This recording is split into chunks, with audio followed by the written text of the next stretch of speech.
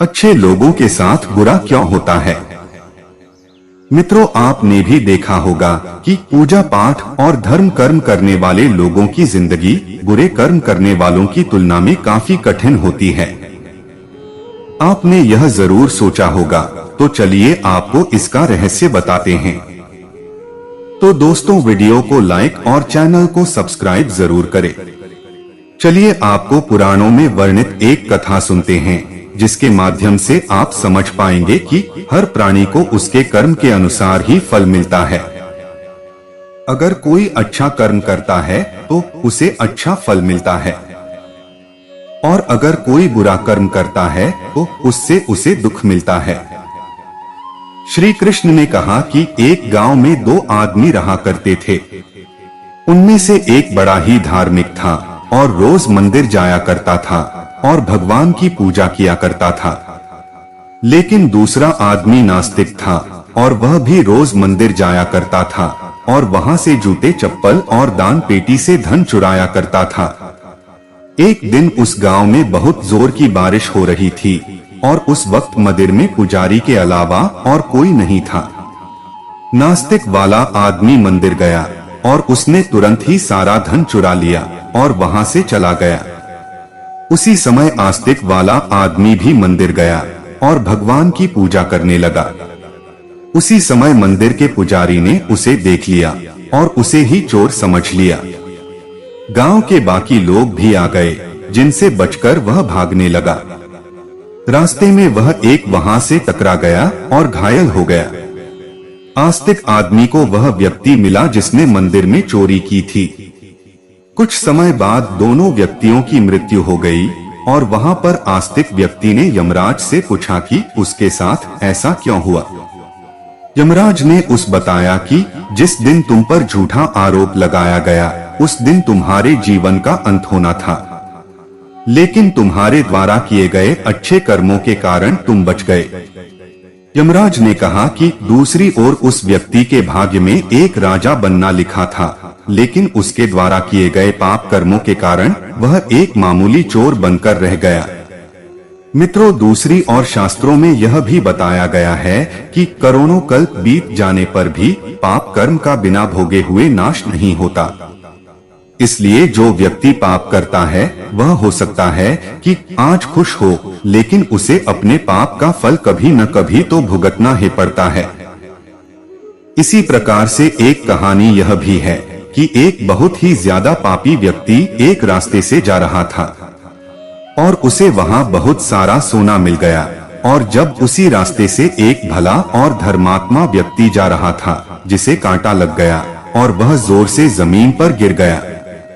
वहां के कुछ लोगों ने सोचा कि यह तो बड़ा गलत हुआ, और तब उन्होंने दोनों आदमियों की कुंडली ले जाकर एक पंडित को दिखाई।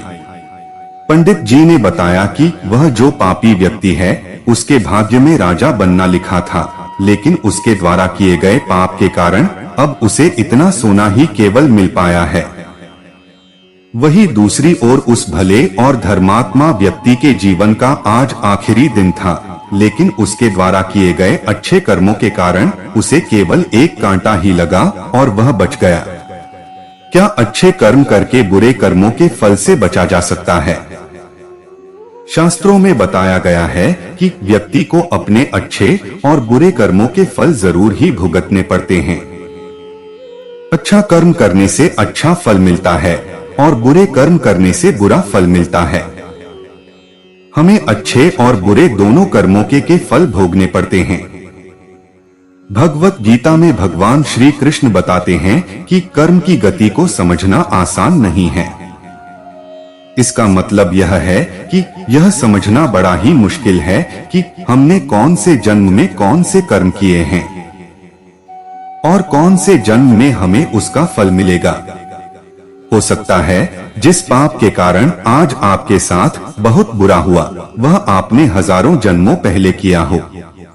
इसके अलावा हो सकता है आपने कोई पाप अनजाने में किया हो जिसके बारे में आपको कुछ पता ही न हो।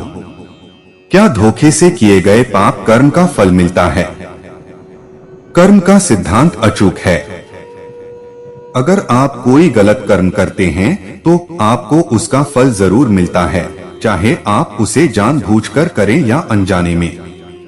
शास्त्रों में एक बहुत ही अच्छा उदाहरण देखने को मिलता है, जो यह है कि अगर आप आग को अनजाने में छुए तब भी आपका हाथ तो जलेगा ही।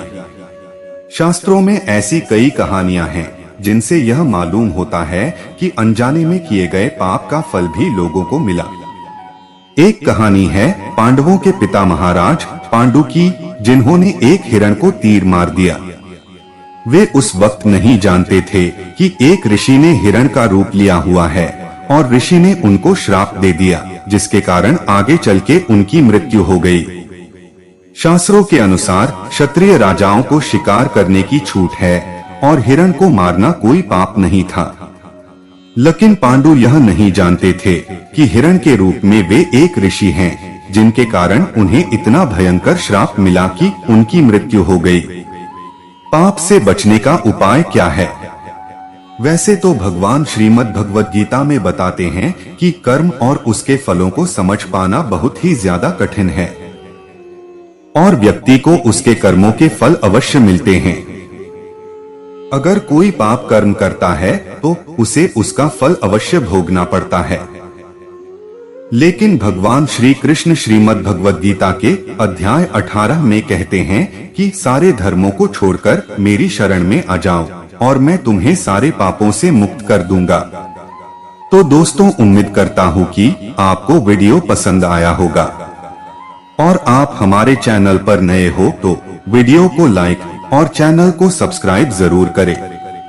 आपके एक लाइक से ही हमें प्रेरणा मिलती है और हम मोटिवेट होते हैं। धन्यवाद।